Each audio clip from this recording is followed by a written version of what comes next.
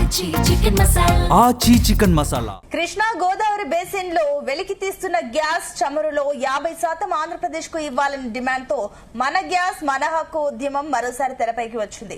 రాజమండ్రిలో నిర్వహించిన రాష్ట్ర స్థాయి ప్రజా సదస్సులో సిపిఎం రాష్ట్ర కార్యదర్శి వి శ్రీనివాసరావు, విభజన హామీల సాధన సమితి కన్వీనర్ చలసాని శ్రీనివాస్, వామపక్ష ప్రజా సంఘాల నేతలు, మేధావులు పాల్గొన్నారు.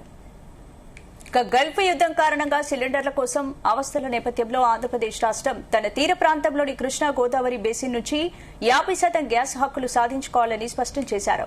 కేజీ బేసిన్ నుంచి గ్యాస్ ఇస్తే మహిళలకు 300 రూపాయలకే గ్యాస్ సిలిండర్ లభించడమే కాక రాష్ట్రానికి వేల కోట్ల రూపాయల ఆదాయం వస్తుందన్నారు.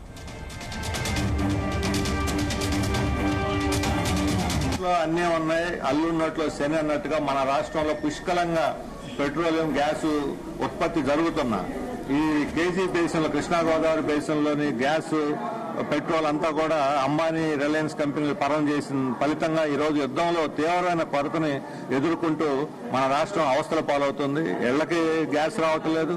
చిన్న చిన్న హోటళ్లు, టిఫిన్ సెంటర్లు నడుపుకునేటువంటి వాళ్ళు కూడా ఈ రోజు గ్యాస్ దొరక్క వాటిని మూసేసుకునే పరిస్థితి వస్తుంది.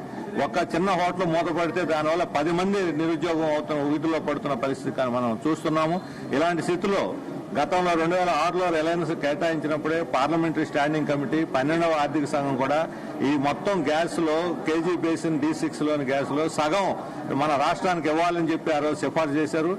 కేంద్రం కావాలని ఆ రోజు కానీ ఈ రోజు ఉన్నటువంటి ప్రభుత్వాలు దాన్ని రిలయన్స్ కట్టబెట్టాయి.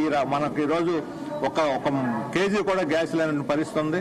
మన గ్యాస్ మనకు వస్తే ఇది మన అవసరాలకు పోని ఇతర రాష్ట్రాలకు కూడా ఇవ్వచ్చు. మన సగంలో అమ్ముకుంటే రాష్ట్రాభివృద్ధికి అవసరమైన వేల కోట్ల రూపాయలు మనకు రాయల్టీ వస్తుంది. తద్వారా రాష్ట్రాభివృద్ధి కూడా తోడ్పడుతుంది.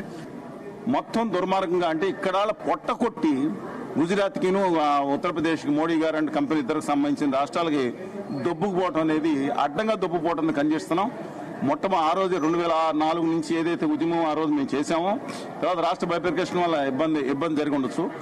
మేము చెప్తున్నాం, ఇంటింటికి ప్రతి వంటింటికి మా దగ్గర అన్ని పట్టణాల్లో ముఖ్యంగా మొదటి స్టేజ్లో 200 రూపాయల చొప్పున పైపుడ్ న్యాచురల్ గ్యాస్ PNGని డిస్ట్రిబ్యూట్ చేయాలని చెప్పి కోరుతా ఉన్నాం. మా ఆంధ్రప్రదేశ్ అయిన తర్వాత తెలంగాణలో కూడా గ్యాస్ ఇచ్చిన తర్వాత మాత్రమే మీ రాష్ట్రాలకు దొబ్బుకుపోండి కానీ మీకు కుదరదు. ఎందుకంటే పార్లమెంట్ కమిటీ లేదా ఫైనాన్స్ కమిటీ ఏం చేసినా 50% మాకు మా రాష్ట్రానికి హక్కు ఉంది. మాకు ఇచ్చిన తర్వాత తీసుకెళ్ళండి. ఇక్కడ మాకు ఎలక్ట్రిసిటీ పొద్దు చేసేది మూతపడిపోయినాయి. పెనాల్టీ లేదు. మీ అయ్యే జాగీర్లు కడతాడు. మీ ఆంధ్రప్రదేశ్ రాష్ట్ర ప్రభుత్వం కడుతుంది. ఓ పక్కనేమో అక్కడికి వెళ్తా ఉంటారా?